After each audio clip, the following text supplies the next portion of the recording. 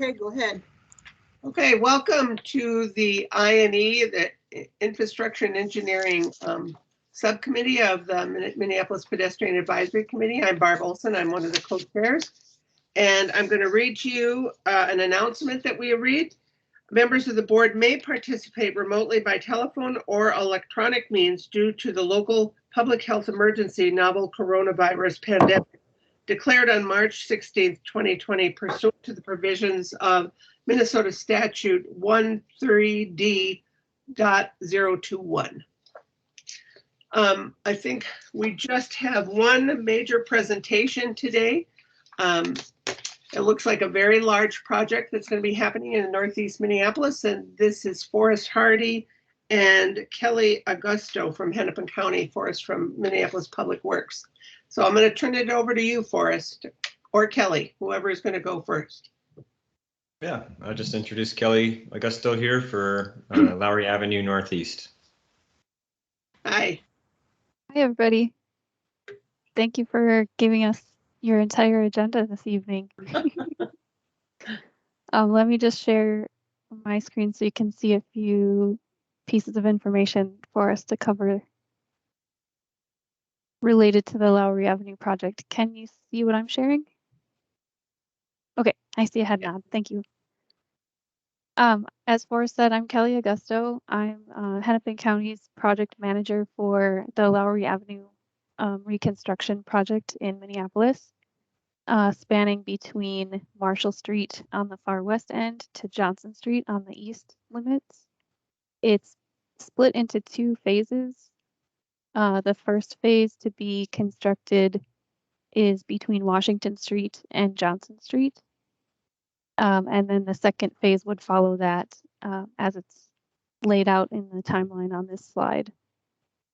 Our high-level anticipated design and construction schedule for these phases. So we're in the concept design stage now.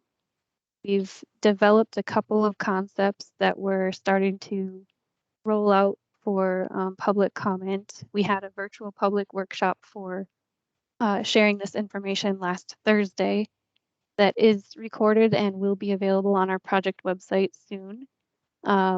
And so I've pulled some slides from that presentation to go over with you tonight. So just getting into the concepts that we're looking at, generally we have one concept east of Central Avenue that we've looked at so far. This is a typical section showing what that could look like with two vehicle lanes, one in each direction, boulevards, a sidewalk on the north side of the roadway, and a shared use path on the south side of the roadway. And generally in this section, we have about 60 feet of width right away to work with. So that would be approximately Central Avenue to Johnson Street. This is showing the typical section in that area for a concept that we're looking at. Moving west of Central Avenue, we have two concepts that we're looking at from Marshall Street to Central Avenue. The top typical section shows a concept for including a shared use path on the south side of Lowry Avenue. It would generally have three vehicle lanes, one in each direction, and a shared center left turn lane. And then again, a sidewalk on the north side of the roadway. And it would also have some boulevard space. The bottom typical section pulls from the recommendations from the 2015 study and implementation plan that was put together. So it shows sidewalks on both sides of the roadway, boulevards, and three vehicle lanes. One vehicle lane in each direction again, and a shared center left turn lane. So that's it'll be more evident why it's dubbed the updated 2015 concept when we start walking through the plan view of it, but generally this pulls from that 2015 recommendation. So just looking at the draft layouts in plan view then, starting on the far east end of the project at the top of the hill at Johnson Street and working our way west. In phase one, we have the shared use path, we have the shared use path concept that we're drawing up. And again, that's the shared use path on the south side of Lowry Avenue and a sidewalk on the north side. So we have the typical section again displayed in the lower right part of the slide for reference. And we're showing the blocks between Buchanan Street and Johnson Street on this view. And then at Johnson Street, we'd be tying into the city's reconstruction project that was recently completed there, where a shared use path was also part of that project on the west side of Johnson Street. So this would tie in. Questions? Oh, sorry, no, you can ask anytime. Okay, sorry, I didn't mean to interrupt in the middle of a sentence. It took me a second to unmute myself. I'm just curious, when you show the cutaway that is showing like 10.5-foot lane width, but then on the design it's showing like 12 foot, is that, I'm just curious what the discrepancy is there. Yep, I can clarify that. In the plan view, we're showing the width all the way to the face of curb, so we're including the curb and gutter, or the curb gutter pan width in that dimension. Okay, thank you, that helps. You're welcome. Good question. A couple other things to note on the plan view that we're looking at are bump outs on the city side roads, and also evaluating using raised crossings on the shared use path side of the roadway. So that's depicted in the kind of hard to see yellow shading crossing the city side roads. And I'll just keep scrolling through, going west. So the next segment is Fillmore Street to Pierce Street, still in phase one, and we're still east of Central Avenue. Same general typical section here with a shared use path on the south side of the roadway and a sidewalk on the north. And continue west. Now, this segment between Central Avenue and Taylor Street again shows the shared use path option, with that on the south side of the roadway and a sidewalk on the north side. And then it shows developing a left turn lane at the signal at Central Avenue. Continuing west, from Jackson Street to Central Avenue, this page shows two concepts. So the shared use path concept on the top, and shows the typical section for each in the upper right corner. And then you'll also see the 3 vehicular lanes, but you'll also see medians placed in certain locations as we move west of Central Avenue. And that's all something based on the results of our traffic modeling work that we looked at in terms of changing some vehicular access along the corridor. And then the bottom layout is for the wider sidewalks and boulevards, and does not show a bike facility on that concept.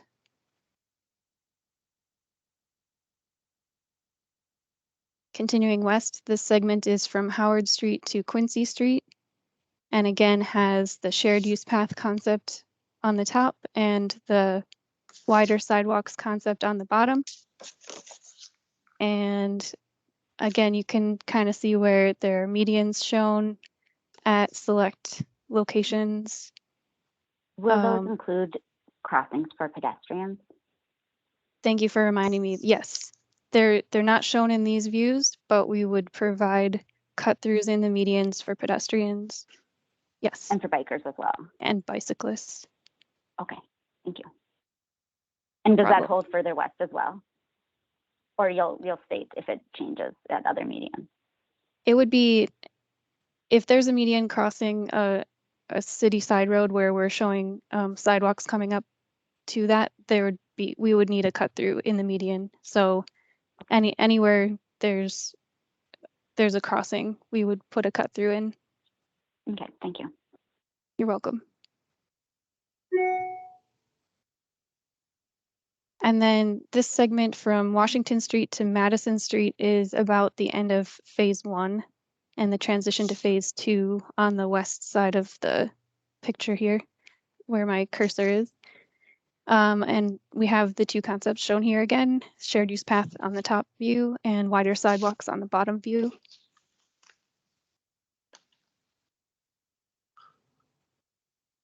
And continuing west, now we're into phase 2 and also traveling under the BNSF bridge overpass, which is still a design detail that we're working through, and it's not depicted correctly in the wider sidewalks view, what the configuration looks like under the bridge, because we wouldn't have a shared left turn lane going under the bridge. There are piers there today.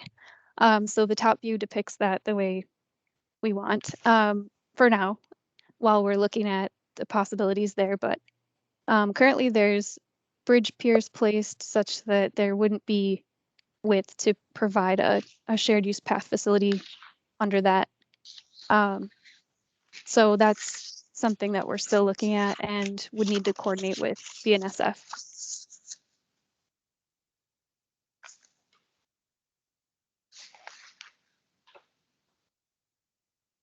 This segment shows 3rd Street to 4th Street and includes the intersection with University Avenue.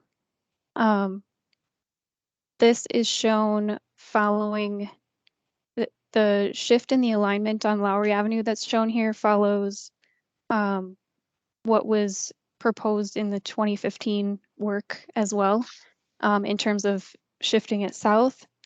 The difference is that we're looking at the shared use path concept here, whereas the 2015 work recommended looking at wider sidewalks. So we have that drawn up as well in the lower view. Could I ask a clarifying question? What is Sure. what is the 2015? You referenced that a couple times. What happened then, and who participated in it?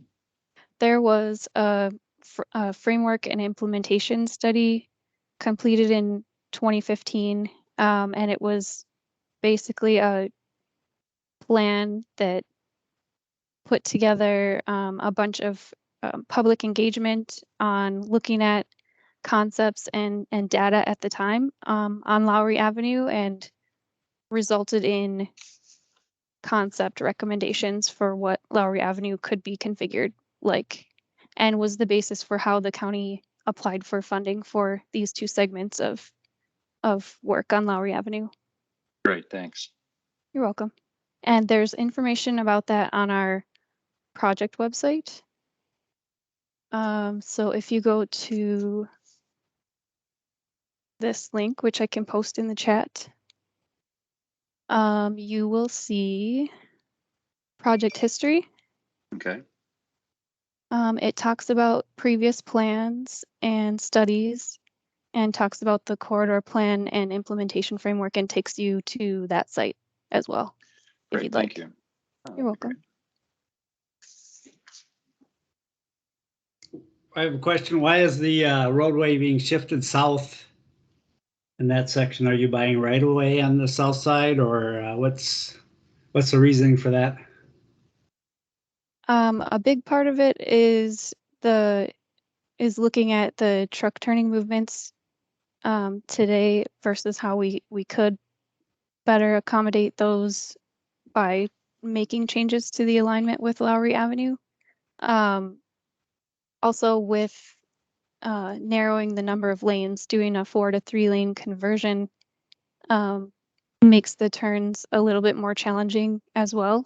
So this shows an option that would accommodate truck turns a little bit better, and shifting it south was part of the study done in 2015 and how that was depicted at the time. What is the design vehicle? We used a a WB50, I believe, is what we've used for running our turning movements, and that was something that we coordinated with MnDOT and the work that they're doing to look at University Avenue in their Pell study work and the freight analysis they're doing that's going along with that, and just the type of container trucks and the size of those trucks that they see in this area. Are we, I thought in the transportation action plan, we were looking at phasing out the really dangerous trucks. Maybe Forrest can help speak to that question. Julia, yeah, I think for, this being a truck route and I think it's on the national highway truck system as well. I don't know if, WB50 is our necessarily preferred design vehicle, but it's one that we see out there. I can say the city has some issue with this layout, so we're still kind of in the discussion on whether this is the right geometry for the intersection. And we are concerned about the potential property takings in the southwest quadrant. I mean, it might meet the needs of a WB50, but it doesn't meet the needs of people. So I guess I'm concerned with the WB50 being the design vehicle on, in a residential area like this. And as we're, in 2021 and looking at dropping emissions drastically, which will impact the amount of traffic we see. Yeah, there's definitely more to look at in the geometry of this intersection, and this is still at the concept stage, but we're definitely working with the city and MnDOT to look at what we can do here. Are you working with any? I'm just concerned that MnDOT's biases are probably very different from the pedestrian advisory committees or Sierra clubs or groups, our streets groups that are looking at climate appropriate, safe transportation for people outside of cars. And I'm sure that'll come up in our resolution. I'll be quiet for now. Thank you. No, Yeah. I appreciate that. I agree too. I don't see the need to take right away at this intersection. The University of Lowry and Central Avenue, which carries a lot of traffic. Also, I imagine it carries a lot of truck movements. That you'll just have a 3-lane section through there at you develop 3 lanes, a turn lane at the intersection. So I'm just not sure why a widening is needed here compared to Lowry and Central intersection.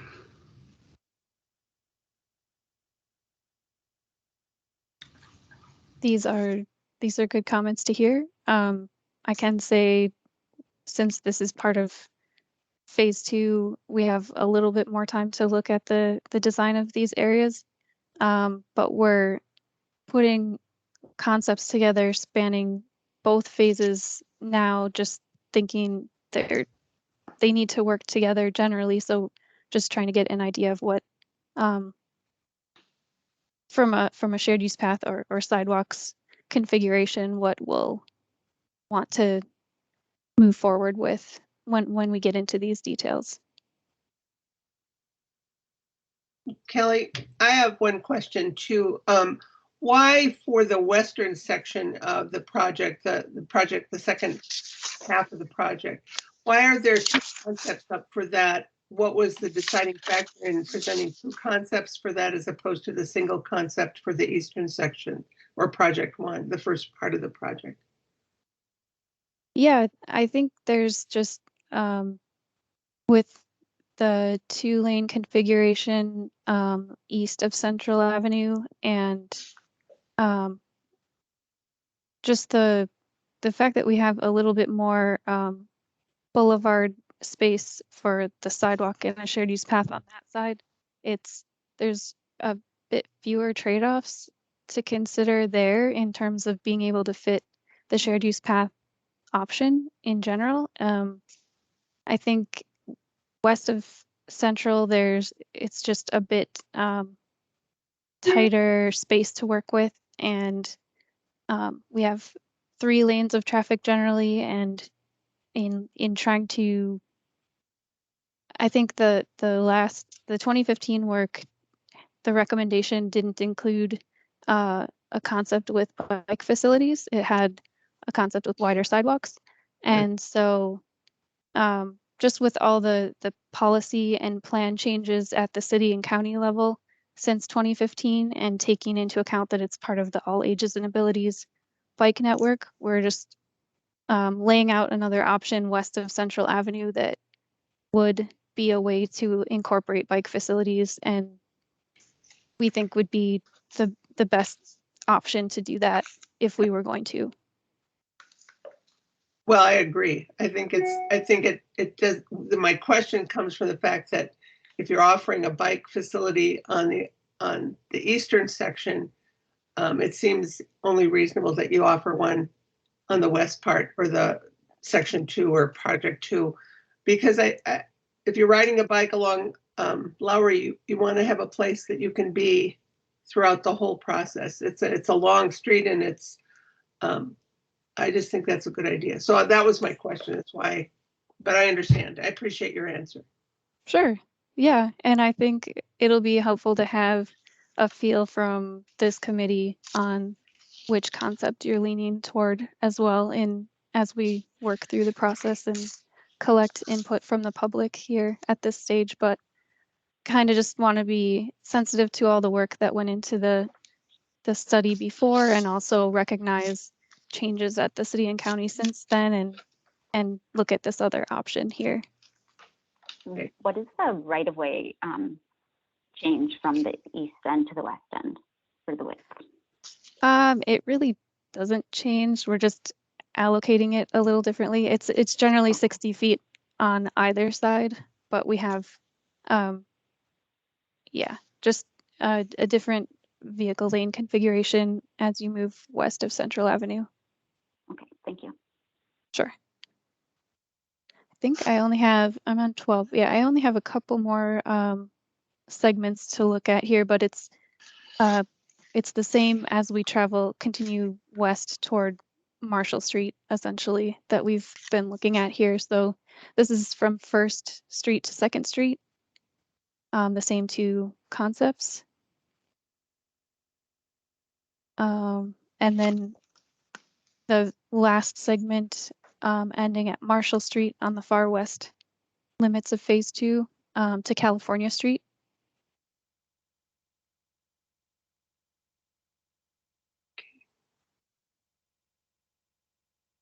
So that's the walkthrough of all of the plan views of Lowry Avenue and the concepts, and I can take any additional questions you have.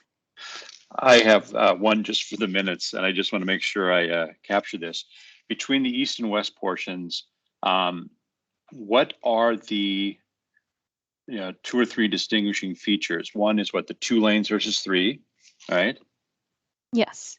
On the west, no bike facility in one of the plans. Was that? No, there was a shared use on all of the. No, on one of the plans there was You're not. right. Okay. You're right. West of Central Avenue, one of the concepts has no bike facility. Okay. And what else are sort of the high level distinguishing features between the east and west? In terms of differences? Yes. We've got the 2 versus 3 lanes, and then on one of the western options, no bike facility. Is there any high level? I just say narrower boulevard space from the east side of Central to the west. No, and why is that? Because the public right of way is the same, but what is existing boulevard space, or what prompts that statement? I mean, basically you're allocating a little more space to vehicles west of Central Avenue with the 3-lane configuration. So you have a little bit less space for boulevards and clear zone of the Okay. shared use path. Okay. And that distinction between the 2 and the 3, just so I'm clear, what prompted the change? Why is it 2 in one section and then 3 in the other? The easy answer is it's based on traffic modeling that has been done for seeing how traffic flows through the corridor in these configurations. So, and it's 2 lanes east of Central Avenue in the configuration today, but it also has parking lanes for some of the segment east of Central. Did that modeling or traffic modeling occur relatively recent, or was that in conjunction with the 2015 work? And what was the discussions about planning for the future rather than reproducing what existing modeling shows at this current moment? The modeling was done recently. It was also done with the 2015 study, but we have a consultant working on the modeling now for the project, the concepts we're developing now. The other part of that question takes into account we've looked at a couple of growth rate options, including a no growth option. So essentially a 0% increase in traffic from what exists today. Did Have you it looked at a decrease? a reduction scenario? We have not. Okay. Julia, did you have a comment? Oh, I was asking what Christopher was. I also was curious about with the traffic modeling, and I think it was on that it was here that we were seeing streetlight data being pulled to look at, or am I getting that confused with another street? You're right. That was part of Okay. how they calibrated the model because of all the changes occurring with traffic patterns recently. I'm wondering if you looked at the ability for adjacent parallel streets west of the railroad to handle more vehicle traffic in order to keep from having as many lanes for drivers.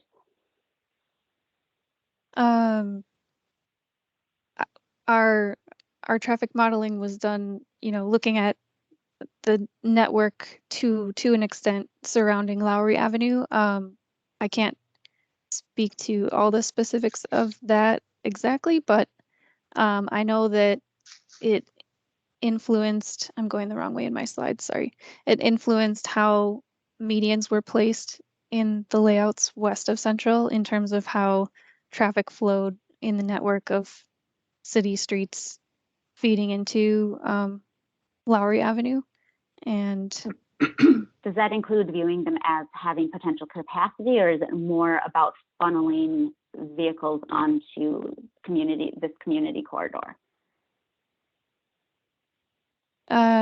It was more looking at how the vehicles are able to find gaps from when they want to get from a side road and turn onto Lowry Avenue, and the delay that they see, or the crash potential that can occur coming from the side roads. So okay, I don't know if that answers I don't think it answers your question, but I think I can make my question clear. I'm wondering if there was a look at whether the ADT could be reduced based on the trips being made, some of them being able to be handled by the other parts of the grid, just that not necessarily being what is going on, because we do tend to really funnel vehicles onto these community corridors and bus routes. Like, is there excess capacity if we had that choice or made that choice? I might have to look into that question a little bit more and get back to you. Okay, thank you. Sure.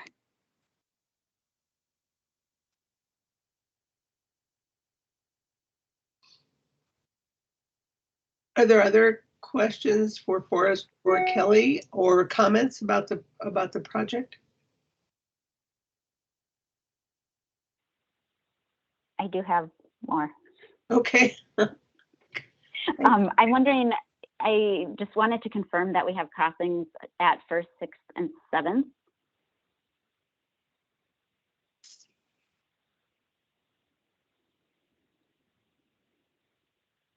So let's see.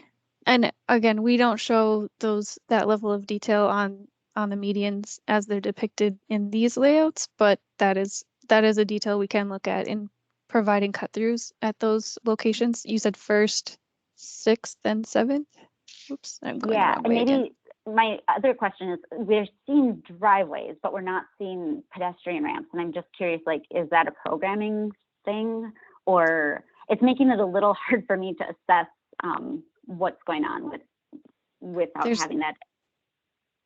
Yeah, that level, the ramp level of detail isn't shown, but it's not saying that we're not planning for that to be part of the project. It's just those details aren't shown in the concept, but there's kind of a. Is there a reason driveways show, but sidewalk stuff doesn't?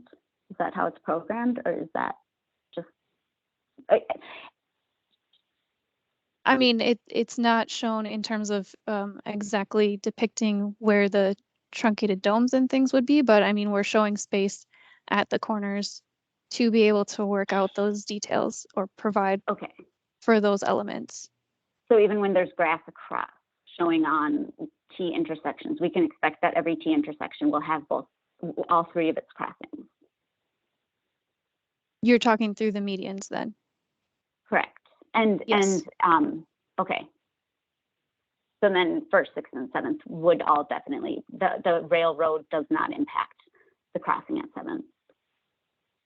It does not. Okay. And I'm wondering, I see that the numbers imply that we're looking at 2-foot gutters, and I know that we're able to do the 1.5-foot gutters. I'm wondering, is the 2 a default, or is that a choice that's already being considered? It has to do more with drainage than anything else in terms of controlling kind of the spread of water onto the roadway and the standard size catch basins that. Yeah, I know we have county 1.5-foot ones that are used within Minneapolis, and particularly in an area where we're, I know the park board doesn't like to plant trees at 3.5-foot boulevards, but being able to get an extra foot to one of the boulevards, that way might be the difference between having no trees and drivers really speeding and having that tree cover that helps drivers slow down. So I really hope that the county can work with the city to make sure those are narrower, since we do have that, and that is at least, if not the preferred standard, it is a regular standard for our gutter pans. I'm also really concerned to see things like 14-foot through lanes, just from walking next to traffic that at the speeds people go when it's 14 feet. Yeah, is and that's taking into account the curb width again, or the gutter width on either side. Lane. Oh, and it feels like a 10-foot. Oh, duh. Okay, thank you. That's all right. Okay. Yes, I keep forgetting about the median. That one is narrower, yes. Okay. Can we be getting down to 10-foot lanes at the very least if we're looking at having these portions divided? The dimension we're showing on the layouts now is what we landed on in talks with our operations staff, and the width that a snowplow likes to have to get through this type of a configuration. But it's a detail that hasn't been completely determined yet, I wouldn't say. These are all concepts still.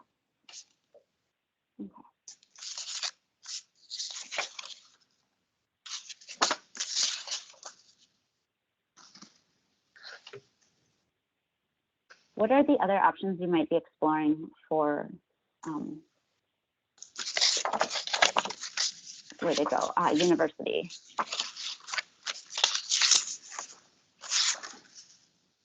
The intersection of University? Yeah, those turn radii just look, I mean, they're not acceptable for people walking, especially when there's multiple lanes. And I'm curious how you'll be able to adjust those so that they'll be more appropriate for being in the city. Or what else you might explore to try and get that kind of more appropriate for the urban context. I think we're going to talk more about the design vehicle with our agency partners, certainly, and just make sure that that we have that ironed out in terms of if it is a different design vehicle, then we can look at the turns that type of vehicle makes and make changes based on that. If it's a smaller vehicle, we can look at the amount of shift in the alignment more closely. This was laid out to bring concepts out to get initial reactions to, and certainly we want to minimize impacts to adjacent properties as much as possible, while also balancing all the modes through here, looking at ways we can enhance the green infrastructure. Yeah, all of those things. I appreciate that, but just seeing those turn radii, they're so wide. It's the kind of thing where you're like, there's days you're just not going to have the emotional energy to deal with the potential. It just is a really stressful intersection from the looks of it. And I'm concerned that the pedestrian experience, the ability for people to comfortably do their errands, which I appreciate a lot of what's going on elsewhere, especially having walked the street. It seems like a huge change, but that one is just really, really alarming. Yeah, I think there's a lot of details to look at, especially at this intersection yet. We've heard some comments asking about putting the shared use path on the north side of the roadway also. We basically just picked a side that was continuous throughout the whole both project phases here. So that's something else to consider in how we're laying things out, I think.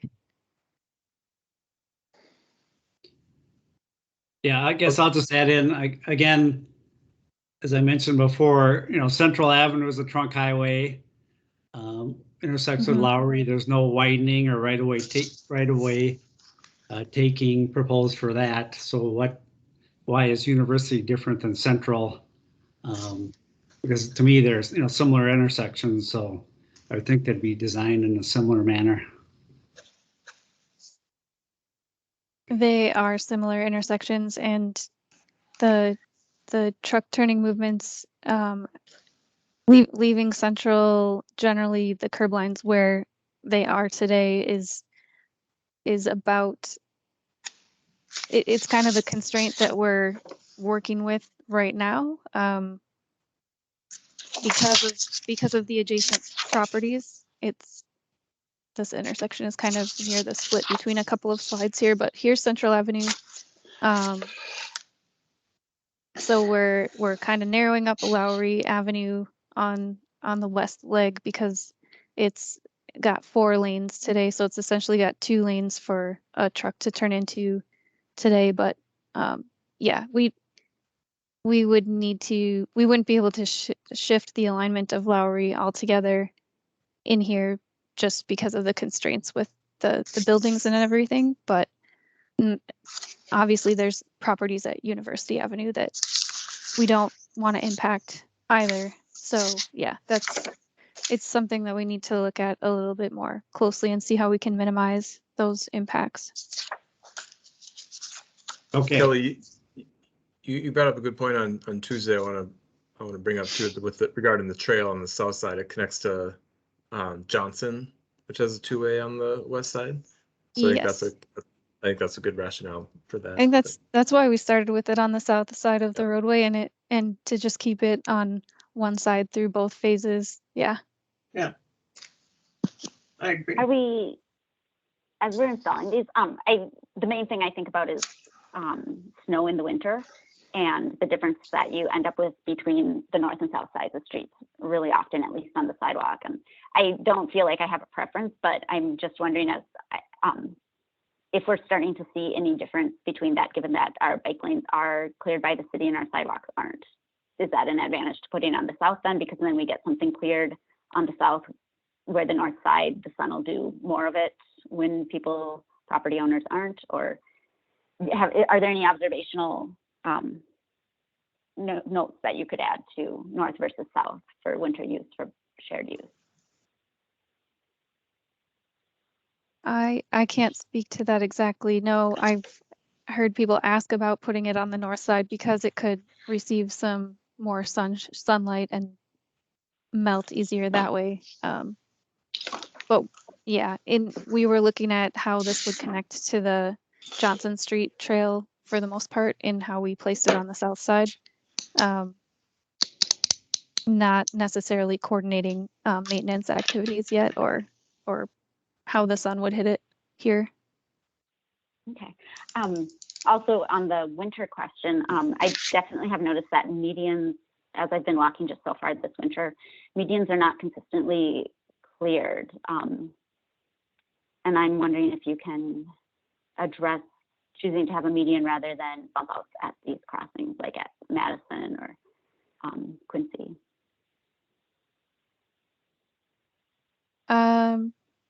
Forrest, do you think you could assist with that question at all in terms of clearing the median cut throughs?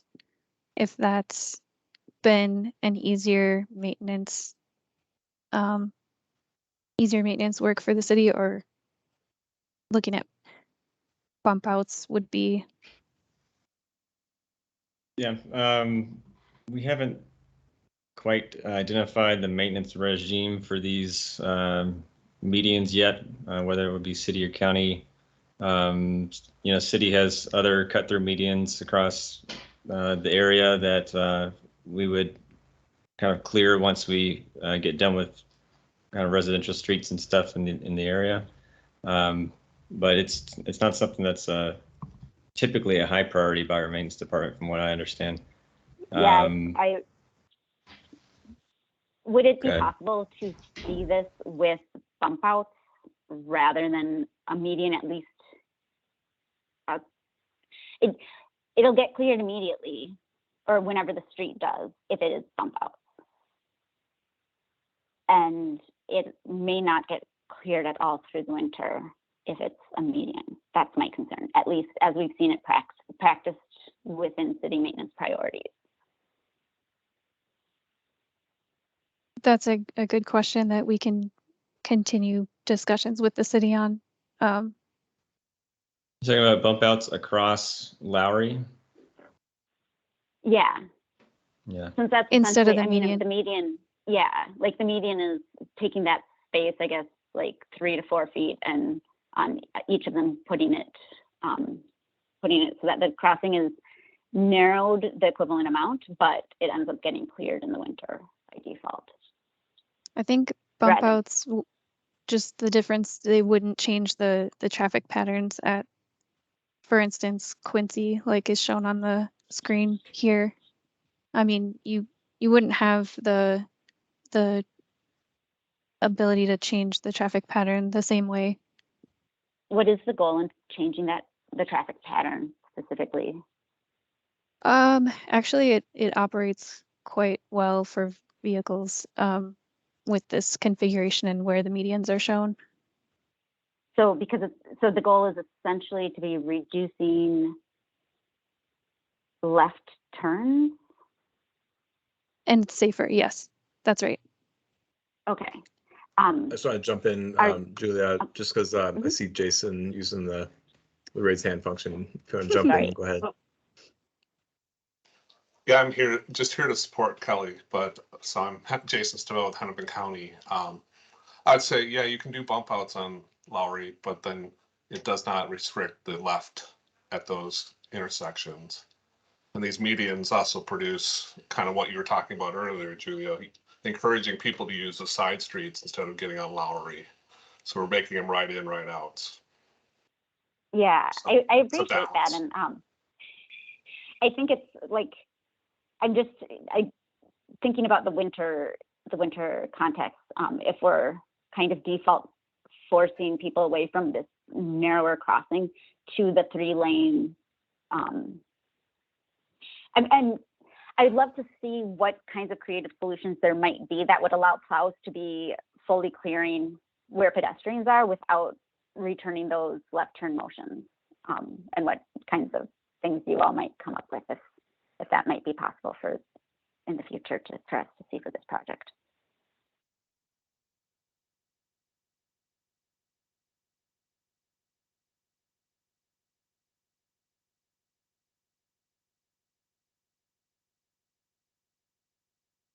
I wanted to ask Forrest and Kelly, are you wanting a resolution for this presentation, and secondly, will you be back to the PAC when you're at 30%, so we can see what's progressed and where the design is, or what's Yes, your please, and yes. Okay, good. Okay, so resolution and you will be back. That's good. Thank you. Yes.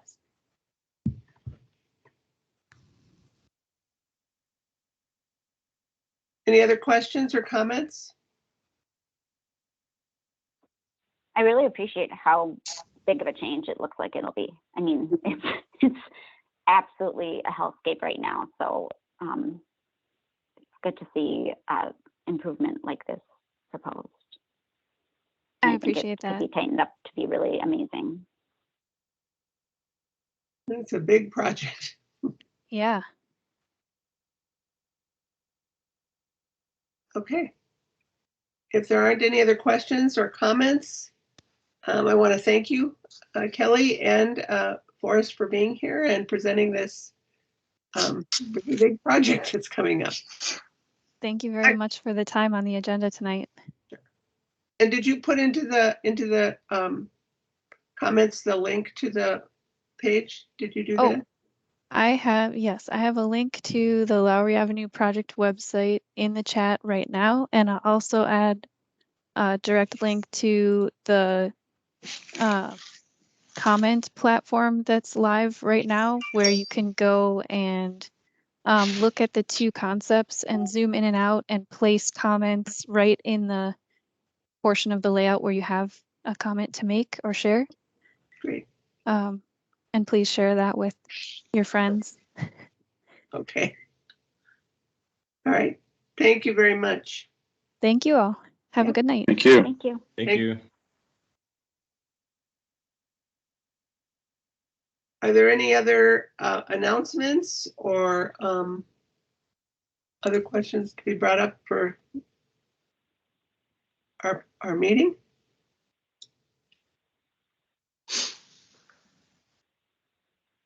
So we're doing where are we at on the resolution?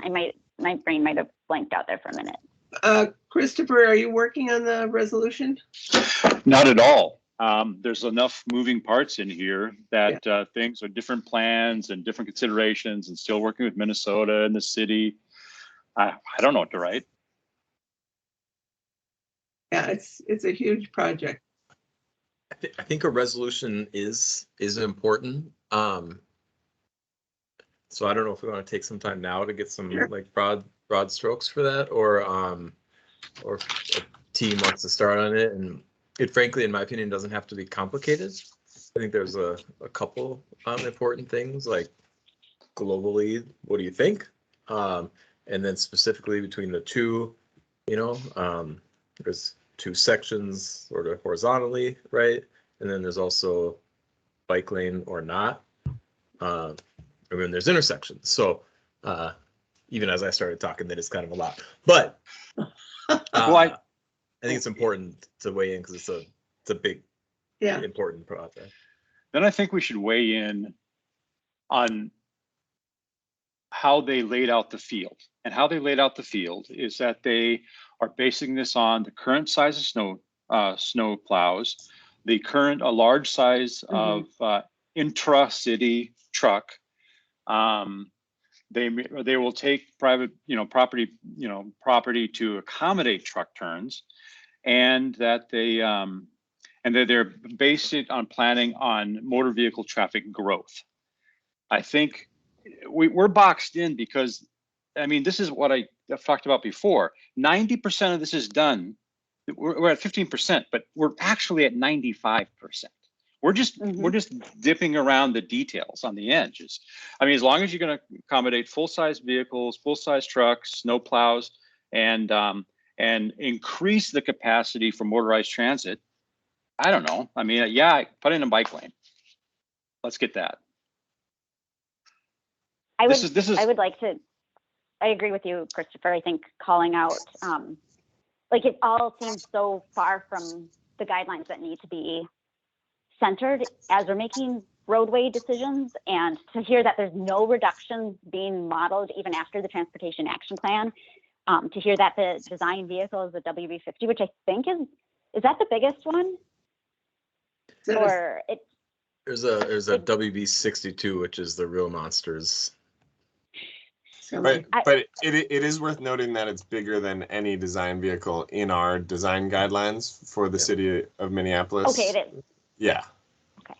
So Okay, there's not a single case where we would use a 50 as the design vehicle. A control vehicle, there could be and probably would be, like in this case, but yeah, that's worth noting. Okay. So Christopher, it sounded like you kind of were speaking to the global aspects of it. Yeah, I think that's the important thing on a case like this. I mean, they, they say they're analyzing things, but they're really analyzing, after 90% has been decided. I mean, once they decide that they're going to do an FW50 and that they're going to accommodate increased traffic, it's like, okay, we're left with a shared use bike lane and talking about boulevards, or I just think they've got it backwards. I just think that they should lay it out for people walking and roll. We know it, walking and rolling and cycling, and then fit in a facility for motorized transit, but not basing it starting with an FW50 and increasing traffic. I don't know how to get through to it. I mean, and that's why she's talking about, the funding application was based on the 2015 and all that. But she said they make changes because the city and the county have, changed priorities in 2015, but they only made a couple of changes. I mean, I don't know. It just seems like you got to start with assuming there's going to be a reduction in motorized traffic. And this is not really for the motion, but I think it's worth at least noting that we would like to see, or I'll speak for myself, I would like to see planning based on an anticipated reduction of traffic, as well as a decrease in the vehicle use for basing the entire modeling of the roadway on. There's I totally appreciate and really understand what you're saying. Then there's also an aspect of the layout, or at least make a case where if you ignore the things that you talked about, so the snowplow desires, the size of the trucks, motor vehicle growth, and take the base layout that was shown, shrink the travel lanes a little bit, expand the bike path, right size the intersections, it's pretty good, right? It's better than now. Yeah. But it could be so much more. I guess what I'm saying is, like, say that first part and then say within that context, here are our recommendations: narrow the travel lanes, right size, forget about the big trucks, that kind of stuff. I'm wondering if we'd be able to improve some of the crossings by having, say, fewer dedicated left turn lanes. Like, depending on what modeling we ran, if we were actually looking at reductions, or if we were starting to get into realistic models of our future, that it seems like some of the stuff that we'd want to be better would be possible.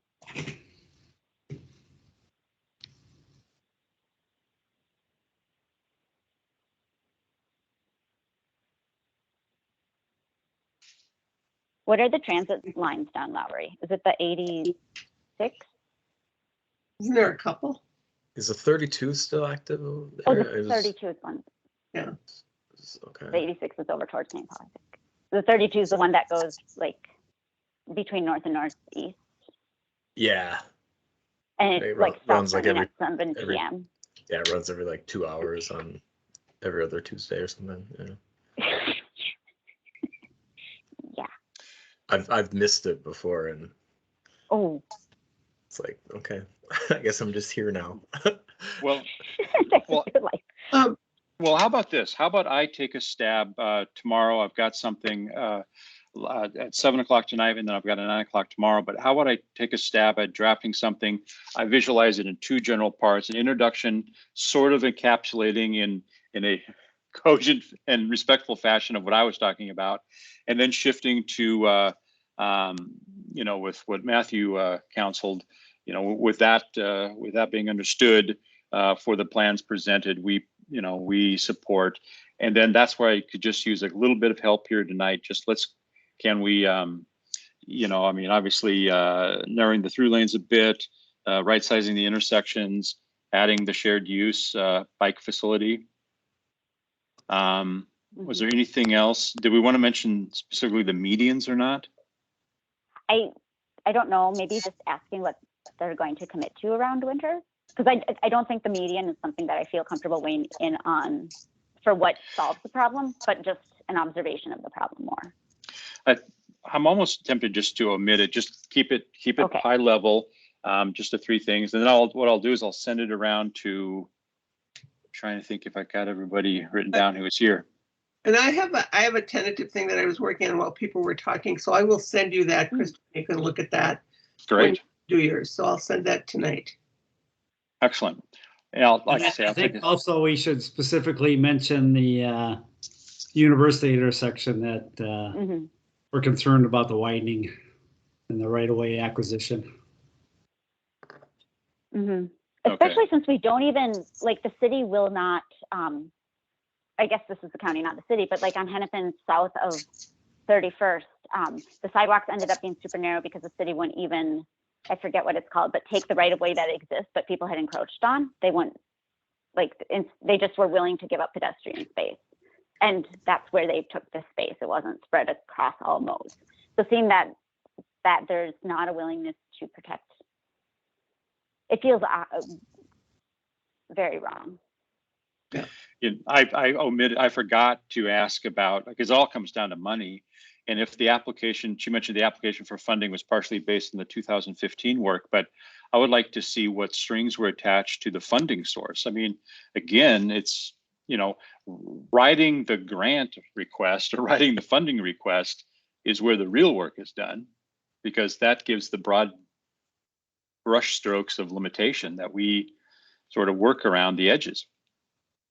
But regarding the university one, I thought it was a really good point bringing up Central and asking how those are different. So that might be a good note of if you can put that in there, because my brain doesn't really understand how those look so completely different. But you have the same like lane widths and number of lanes there. What I heard her say was the buildings on Central Avenue, but there are buildings on University as well that have that effect on it. And that was the reason to make it more tight. So it's more like if you can make it that tight and make it work, then why wouldn't we make it that tight and make it work on the Absolutely. on the other one? Yep.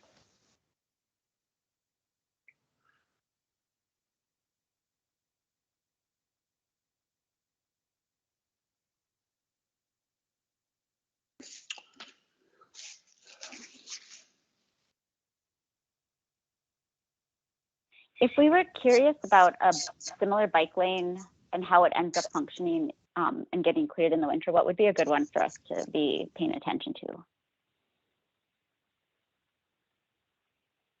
I mean, a shared use path or just a bike lane? It could be either, but something that's on the south side of the street running east-west with similar height buildings to its south. I mean, it's not a raised permanent one like this, but aren't 26th and 28th on the south side of the street? They might be a little further out, so there might be more sunlight, but I know 28th is definitely on the south side of the street. 26 is on the north side of the street, but I'm thinking specifically, I guess, since we know sidewalks don't drain and those don't really work and we don't have city clearance, I'm wanting to like be paying attention to where there's something similar that is at back of curb. At sidewalk, yeah. Yeah, I don't know off the top of my head. okay. I And know I sorry, run but into a it's- little, Oh, 18th actually, Avenue. 18th, yeah. Yeah. okay, I northeast. couldn't remember what the street was. The 18th northeast, that one runs from where to where again? Central to Johnson, or past Johnson even. Yeah. Okay, would the one And- over,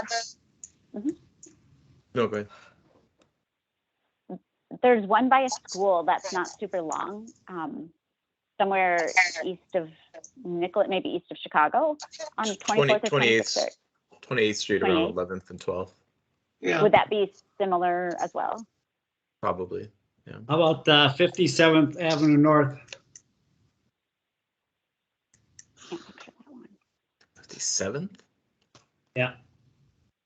Is that's Is that Minneapolis? Columbia 37th is the line, isn't it? On north, it goes higher. Oh. Sure. I think Oh, it's that's right. 52nd for the Oh, the yeah. north. 50 So There's the 57th one- should be out, right? Or is it not? Yeah. I think, I wonder if I guess we probably should know our city border. Hold on 1 second. I thought it Put was it in. 4th on the north. 53rd is the city border. It is. Okay. Sorry. Oh, no, But but there there's are. a similar I think one. 57th does have something, though. Let's take a look here. They might have different winter treatment It is on the south. practices. So. Yeah. But it is a two-way on the south side. So. At Brooklyn Park, Brooklyn Center. Not sure. Are there any back of grade similar ones on the north side? 26th Ave, curb. 26th Ave 26th. North on the north side of a street. You mean? Yeah, Yeah, 26th Ave North. okay. And then I mean, if you're comparing for like, whether sun hits it, I mean, you could even do north-south corridors that get hit by the sun and use those, like Washington, I'm sure gets a lot of sun. It seems like the sun is different though when it's east-west, because you're getting, on the south side of the street, the temperature stays more stable, but you get more buildings draining. Yeah, it might not Kind be of. a one-to-one, like you're saying. Yeah, I'm not sure how much of a difference there actually is. Is that something that you all are taking a look at? I do don't not. think- I don't believe that we've had an evaluation on that or anything. Okay.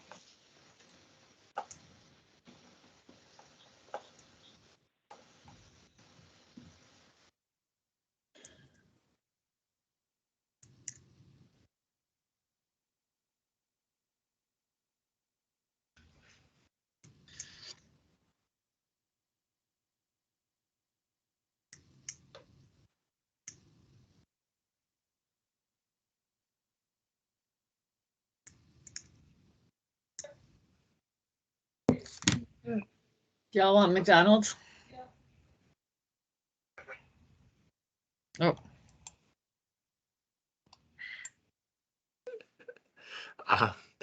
On that note, those are my kids talking to me from the other room. Sorry. sounds Are we done? Anything else that we want to do? We have about 25 minutes. good to call You it don't always have to finish your plate. There you go. Let's do it then. Okay, I will send you whatever little notes I have for you, Christopher, and then Great, thank you. I won't be able to do it tonight, but I'll start tomorrow and see if I can get something out. I'll just get, Yeah, all right. Thank you for joining us. Thanks, everyone. sure. Thank Have a good you. night. Thanks, Thank you, everyone. guys. Have a great evening. Take Yeah. care. Bye. Bye-bye. Bye-bye.